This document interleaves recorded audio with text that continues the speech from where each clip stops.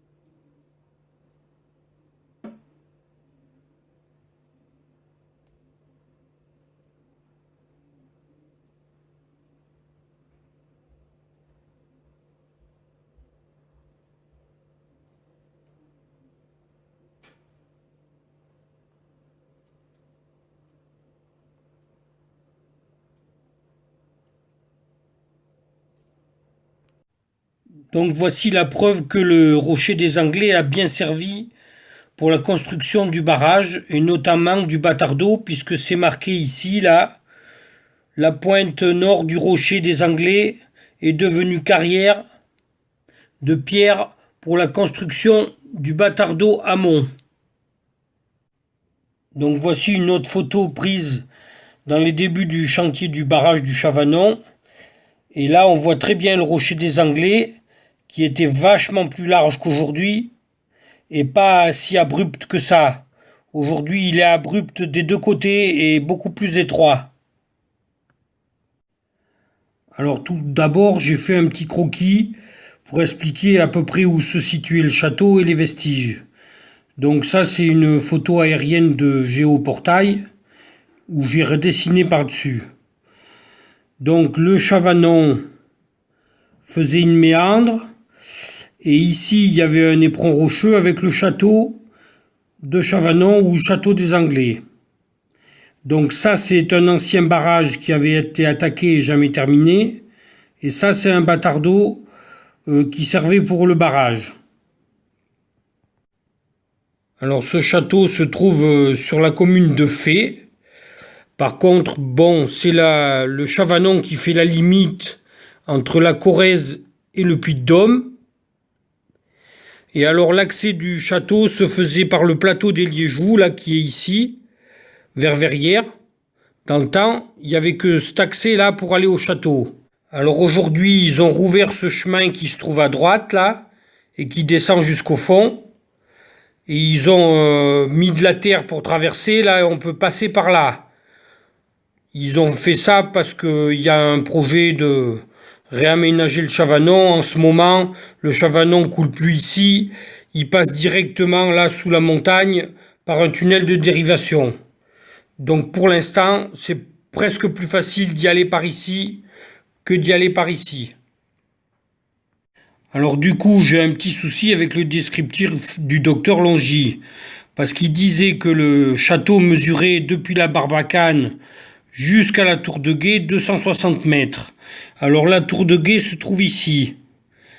Et 260 mètres en ligne droite, ça m'amènerait à ce point. Alors que de ce point jusqu'ici, je trouve pas de vestiges du tout.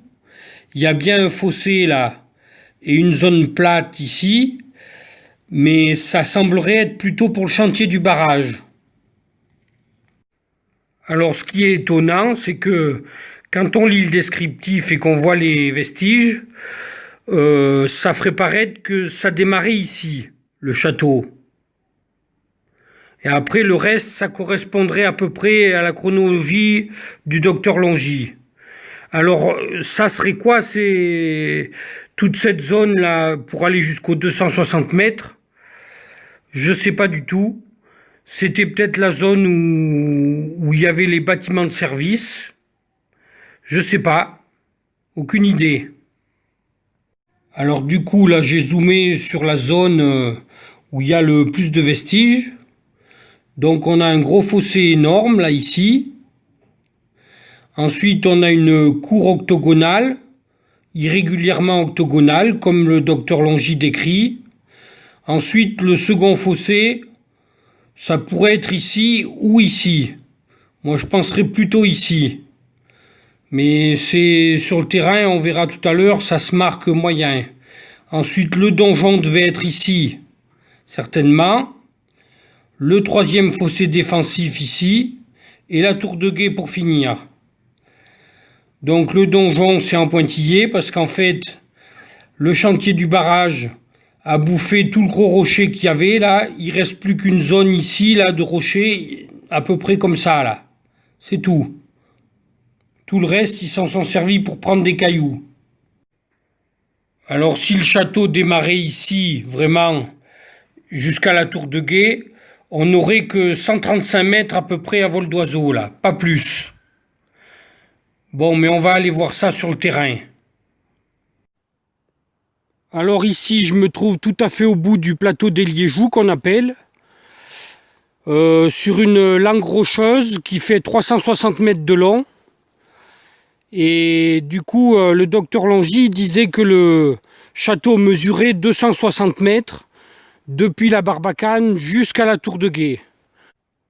Donc le docteur Longy parlait d'une dizaine de mètres de large à l'endroit le plus resserré. C'est à peu près où je me trouve, là, c'est pas plus large. Alors ça fait une esplanade plate avec un bout de reste de construction. Mais là, je sais pas du tout si c'est les restes du château.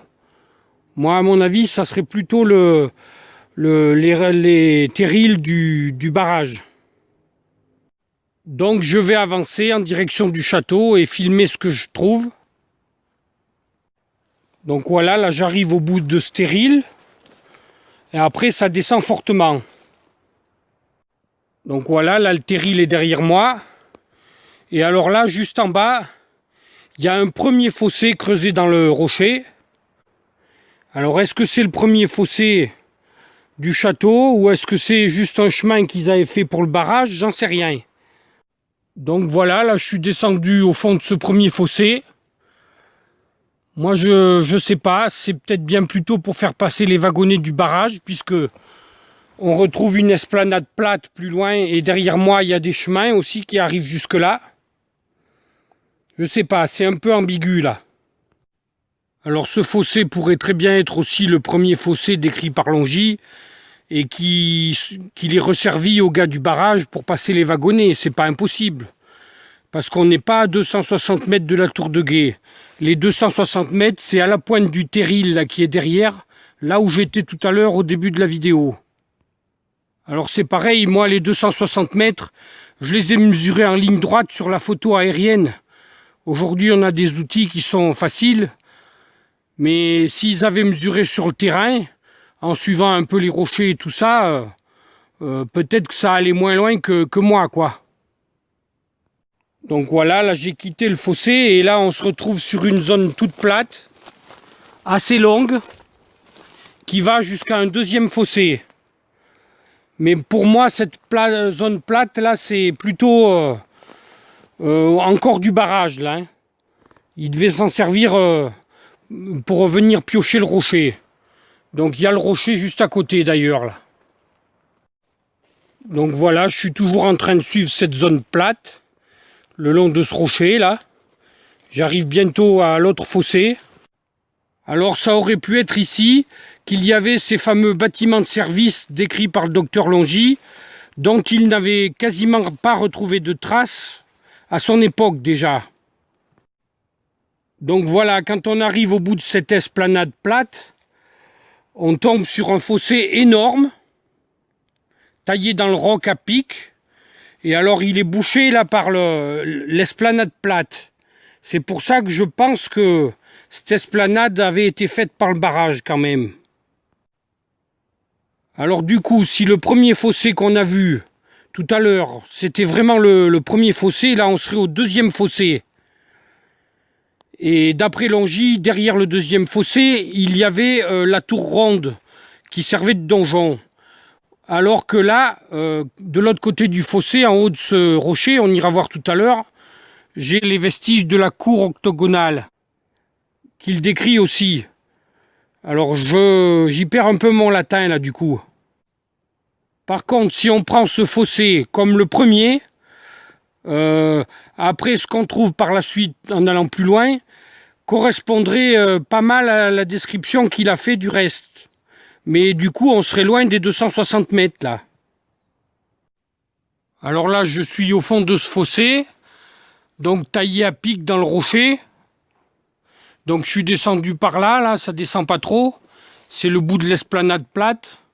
Et alors quand on est de l'autre côté du fossé, là, sur l'autre rocher, c'est là qu'il y aurait cette fameuse cour octogonale et le début du château. On va y aller voir. Donc voilà, là je suis de l'autre côté du fossé, qui est en bas là. Et la première chose qu'on trouve de l'autre côté, c'est un genre de petits murets, apparemment en pierre sèche. Donc ça serait, je pense, un muret de soutènement ou une courtine, quelque chose comme ça, certainement. Alors là, au niveau de ces courtines, le docteur Longis dit qu'à son époque, elle reliait les rochers du pourtour entre eux et qu'il y avait encore des hauteurs jusqu'à 4 mètres de hauteur.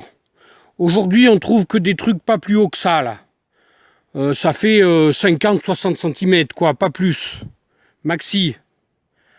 Alors je pense que tout est parti dans la construction du barrage parce que c'est facile, le barrage était en contrebas, les ouvriers, ils avaient juste à faire rouler les pierres pour qu'elles descendent, quoi. Elles étaient toutes trouvées, là. Parce qu'en 130 ans, je vois pas pourquoi ça se serait réduit autant naturellement, quoi. Alors la cour octogonale se trouve plus par là-haut. On va y aller. Donc voilà, là je m'approche de cette fameuse cour octogonale. Je pense que c'était celle-ci. Hein. Apparemment, de ce que je peux voir sur le terrain, ça avait bien un peu cette forme. Donc là, c'est un angle de mur sous la mousse, on ne le voit pas bien. Ensuite, il y en a un autre ici. Je vais m'approcher. Je vais faire un peu tout le tour pour montrer les vestiges. Alors voilà, là je me suis approché du mur. Et ensuite, il continuait là-bas.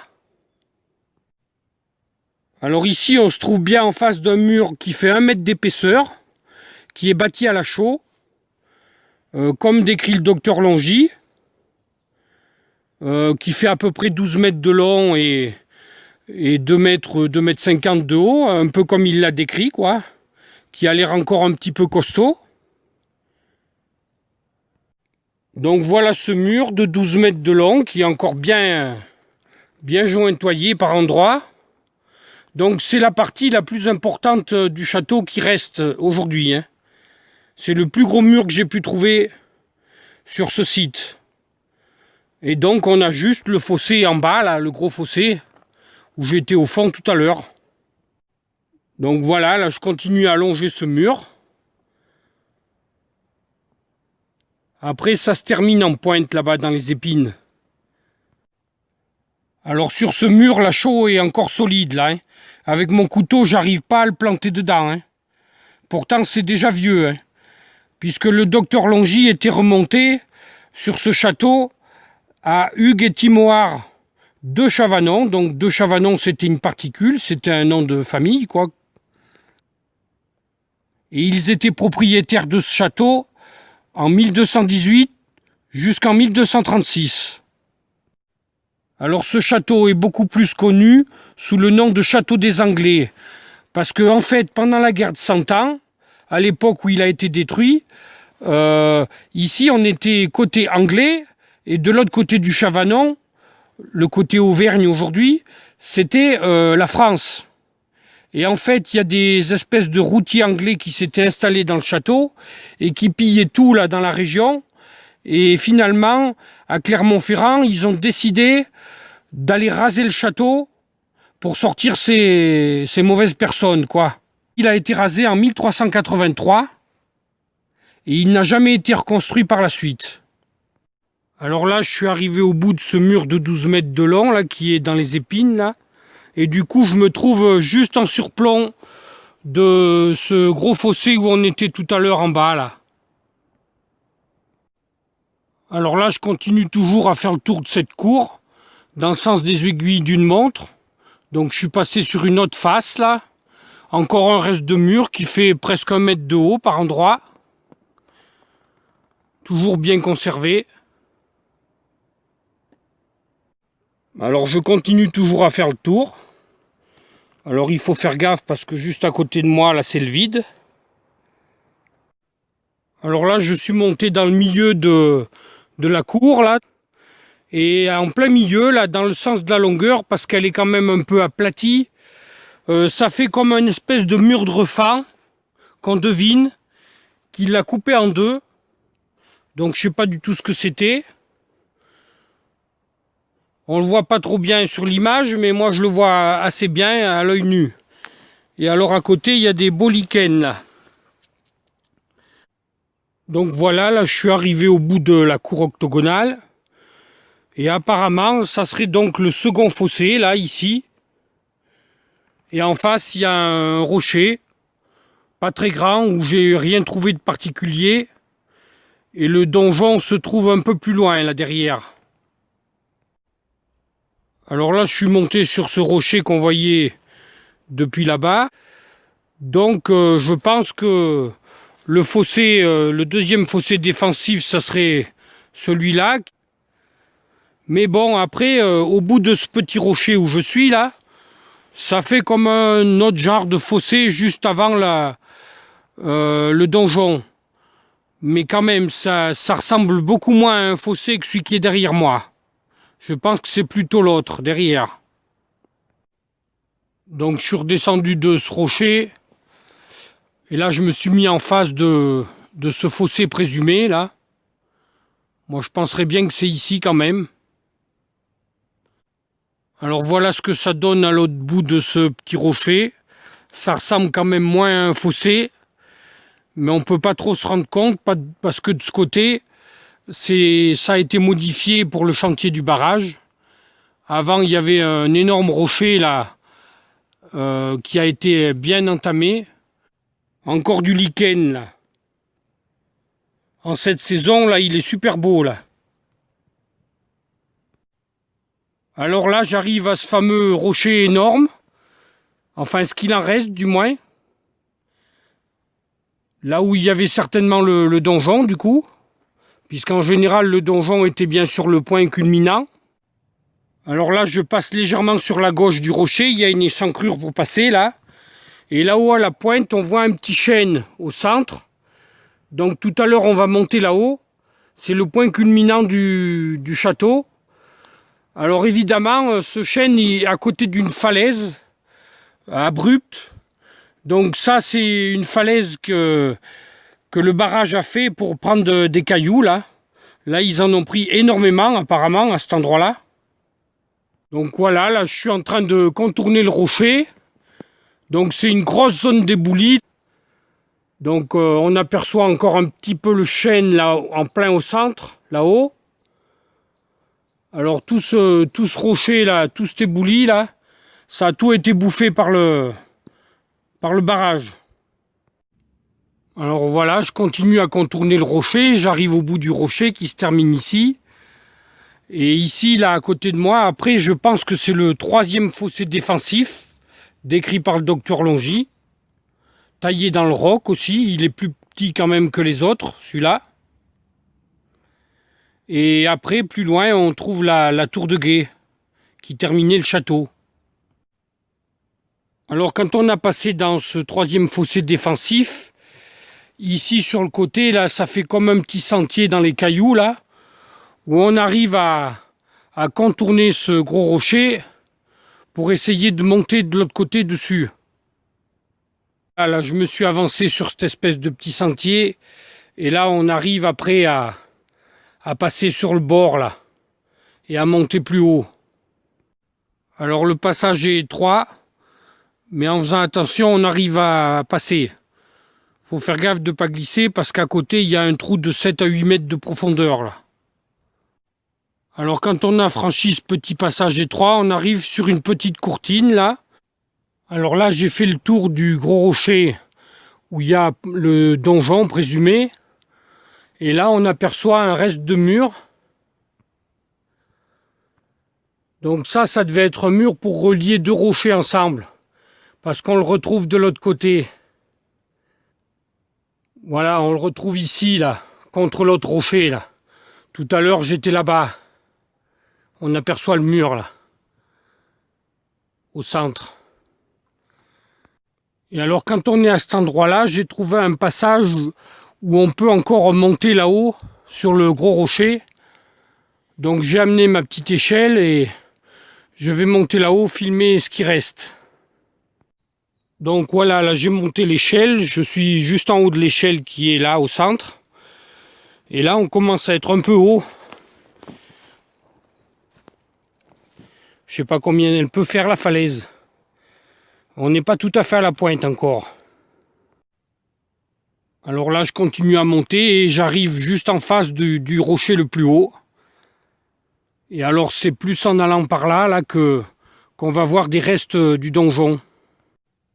Alors voilà, quand on arrive à la pointe, on trouve des restes de murs avec un peu de chaux entre les pierres. Donc c'est un mur avec un arc de cercle très peu prononcé. Donc ça pourrait correspondre à la tour ronde que le docteur Longy décrivait, de 30 mètres de diamètre. Et là on est quasiment à la pointe du rocher.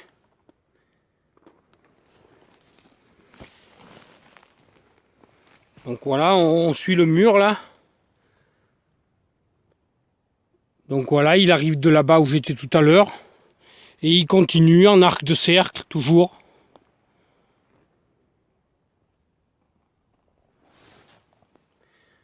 Et après là-bas il se termine et c'est le vide derrière les épines. On retrouve le vide. Alors juste derrière moi, là, dans la pente, il y a un autre petit muret plus bas là. De soutènement certainement. Je ne sais pas si je vais pouvoir le filmer, je vais essayer. Alors j'ai réussi à y descendre. Tout à l'heure j'étais à l'autre muret là-haut qu'on voit au centre. Et là il y en a un autre qu'on voit pas beaucoup. Il en reste pas beaucoup. Qui a l'air d'être aussi un peu en arc de cercle. Et ça doit être un genre de courtine ou de mur de soutènement, quelque chose. Et alors derrière moi, après c'est le vide. On aperçoit même le bâtard d'eau au fond. Donc là, je suis monté tout à fait à la pointe du rocher, comme si j'étais à l'intérieur de cette tour ronde. Et de là, on arrive à apercevoir l'ancien barrage qui n'a jamais été terminé, là-bas au centre. Donc cette fameuse tour ronde qui était le donjon, certainement, se prolongeait donc dans le vide aujourd'hui, là, quoi. Alors du coup, à la pointe de ce rocher, on se retrouve plus qu'avec une langue qui fait à peu près 2 mètres de large, pas plus. Tout le reste, à mon avis, c'est la construction du barrage qui l'a mangé, certainement, hein. Ils ont creusé jusqu'à mes pieds, là. Donc là, on commence à être vachement haut, là. On voit la cime des arbres en bas. Alors d'après le docteur Longy, on serait à 100 mètres au-dessus du niveau du Chavanon. Je sais pas, moi mon altimètre marquerait plutôt autour de 50 mètres ou 60 mètres, mais je sais pas après les 100 mètres si c'était au bout de la tour, j'en sais rien. Alors du coup là je suis à côté de ce petit chêne qu'on apercevait d'en bas tout à l'heure. Et alors là, je pense que si le chantier du barrage avait continué, il n'y aurait plus de traces du tout du donjon. Il l'aurait rasé complètement, certainement, pour prendre le rocher. Je crois qu'aujourd'hui, le site du château, si le barrage avait été fini, je crois qu'il était noyé. Alors là, quand on redescend du donjon, on retrouve ce troisième fossé défensif.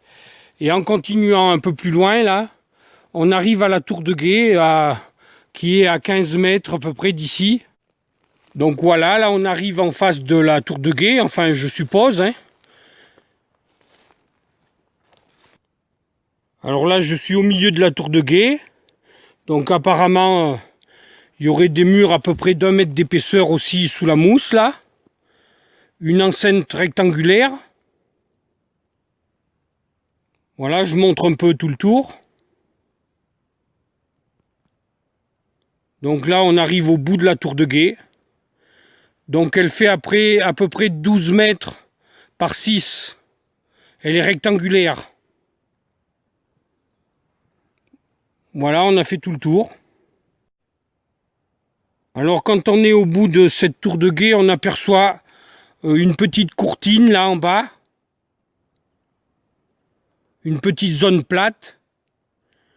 Et après, je pense que c'était la fin du château, puisqu'après ça descend fortement vers le lit du Chavanon, quoi. On arrive là au bout de la méandre, là. Alors là, je commence à descendre. Donc la tour de guet est là-haut. Le donjon est là-haut. Et là, on retrouve encore une petite terrasse, là. Ou petite courtine. Tout en longueur, là. Alors là, je suis descendu en bas de cette petite courtine. Qui est contre le rocher du donjon. Et là, on arrive bien à deviner la murette. Encore.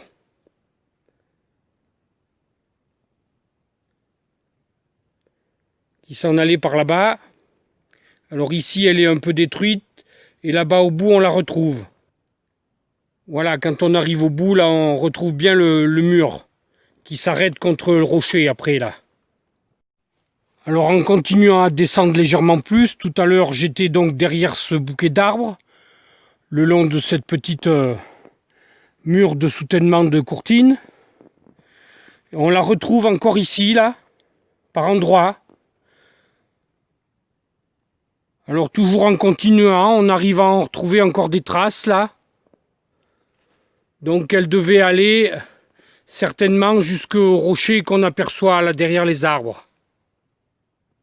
Alors là, je continue à suivre cette courtine. Tout à l'heure, j'étais là-bas. Donc là, elle fait le tour. Donc on voit plus vraiment de reste de mur parce qu'il y a aussi des rochers.